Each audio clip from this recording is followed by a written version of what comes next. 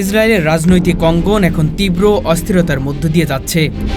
দীর্ঘদিন ধরে ক্ষমতায় থাকা প্রধানমন্ত্রী বেনিয়ামিন নেতানিয়াহু এক নজিরবিহীন সংকটে পড়েছেন। সাম্প্রতিক সময়ে ইসরায়েলি জনমতের বিরাট অংশই তার নেতৃত্ব নিয়ে প্রশ্ন তুলছে।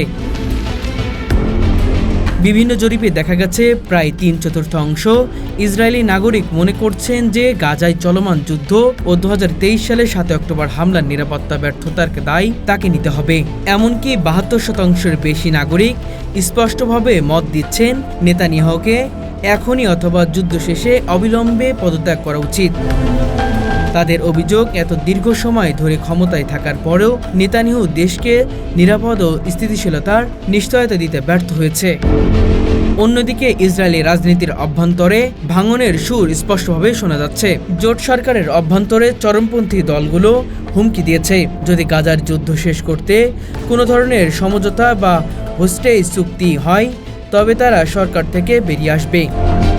এতে করে যে কোনো সময় নেতানিয়াহু সরকার ভেঙে পড়তে পারে। সাবেক প্রধানমন্ত্রী নাফতালি বেন্টো প্রকাশ করেছেন নেতানিয়াহুকে অবশ্যই ক্ষমতা ছাড়তে হবে। এই বক্তব্য কেবল বিরোধী দলের নয়, বরং ইসরায়েলি মূলধারার বড় অংশের রাজনৈতিক বাস্তবতাকে প্রতিফলন করছে। ফলে নেতানিয়াহুর জন্য পরিস্থিতি ক্রমেই অস্বস্তিকর হয়ে উঠছে।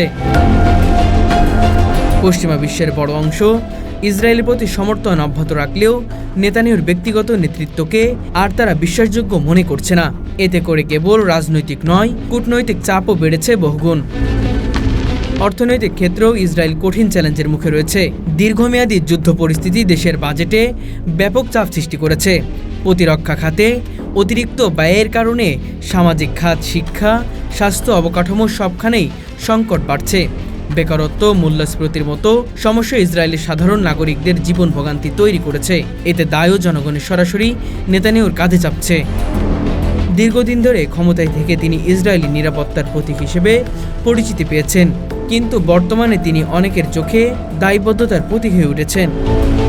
সর্বোপরি বলা যায়, দীর্ঘদিন ধরেই ইসরায়েলি রাজনৈতিককে নিয়ন্ত্রণ রাখা বেনিয়ামিন নেতানিয়াহু এখন এক অভূতপূর্ণ সংকটে পড়েছে।